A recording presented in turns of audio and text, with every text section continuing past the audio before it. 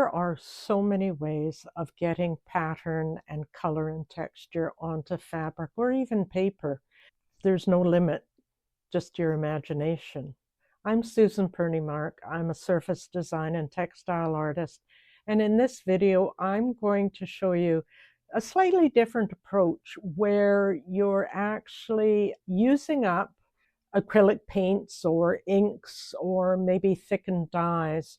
And when you're doing something and you've reached the end and you've still got paint on your palette, it's not a really good idea to wash it down the drain or dispose of it in not very environmentally friendly ways. So I'm going to show you how to use up the paint and create interesting textures onto your fabrics or onto your surfaces at the same time.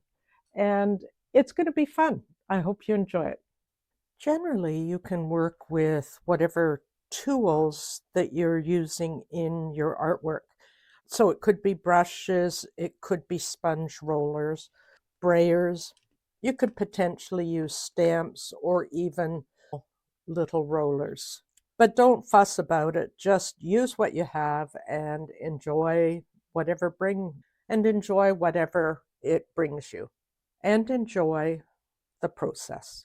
One of my thoughts about this manipulated mark making is how you get the paint onto the fabric, or what are you using? What surface are you using?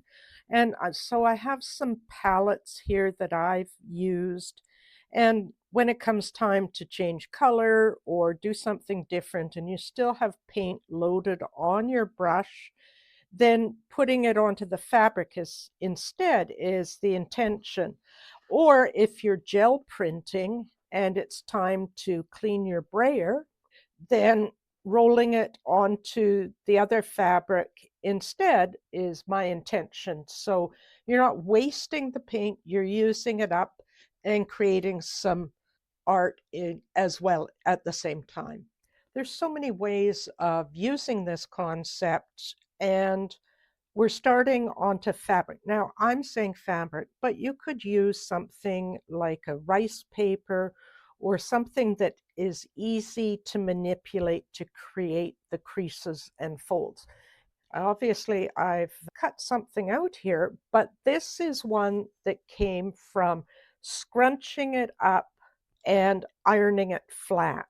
So the key is to have as flat a surface as you possibly can, and then it's much easier to roll your brayer or your roller or your brush across the surface. And of course, it doesn't have to be white. Here I've got some plain cotton color. You could use printed fabric, you could use dyed fabric that you've had before. There's no rule that says it has to start as a certain color. You can see I've scrunched it up and I've used lots of steam with my iron and pressed it totally flat. Then the next step is to take that paint, whatever you're rolling, getting rid of, and take it across the surface. And this produces that beautiful randomness of pattern on the fabric. Now, in my example, I had used black, but of course it depends on whatever color you choose to use. And here I've got a piece of fabric that I had scrunched up 3 different times. So it's not just a one and done theory.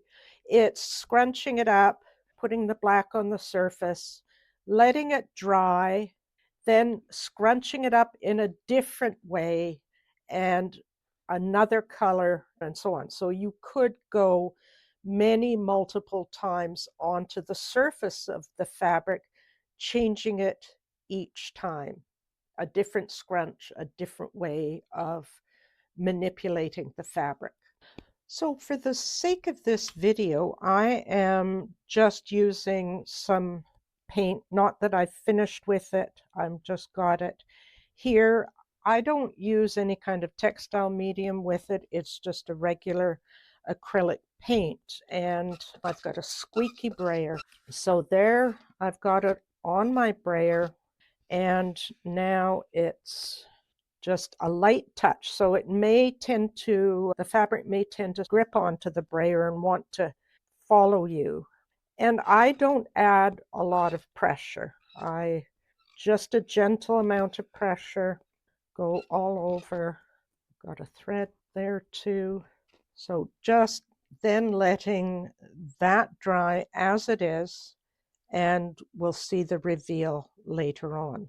Here's a much longer piece of fabric, and you can see that it's already had one go in this pleating process. So I've ironed it back into a different pleat design, and I'm going to then go over this. Now I could go diagonally across and get some different effects. I could go straight. There's no rules in this. So I'm going to just go across. There it is. And if I open it up, you can start to see the line, the pattern changing. So we'll let that dry, come back into it, and see what other patterns we can make. This piece has had a couple of colors, the blue and then the peachy color. And I'd like to show how you could do a duo color by using two colors on the palette and trying to keep them reasonably separate, and then spreading it across. So you're getting almost stripes happening. This one seems to want to follow along, but you could just go a little bit and then lift it up, and then move to another area and lift it up. So there's almost like a 2-for-1 kind of combination there. And you can see how it's starting to get more and more interesting. There's areas in here and in here that really are great areas to explore even further. Now here is a gridded fold. So I have folded it in one direction and then folded it in the opposite direction. I've already done one go of color, but I thought it would be interesting to look at this and using the same colors do more of a diagonal. And this is easier because we're going in the direction of the fold.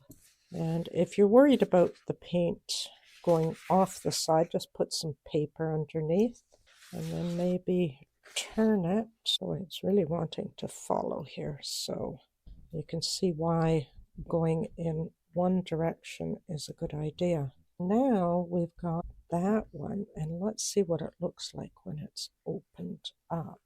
I'm really liking this, and I can see how going and folding it again and again, you get these blocks of color happening across the surface. And by using the two colors, you get some interesting ways of looking and showing different ideas across.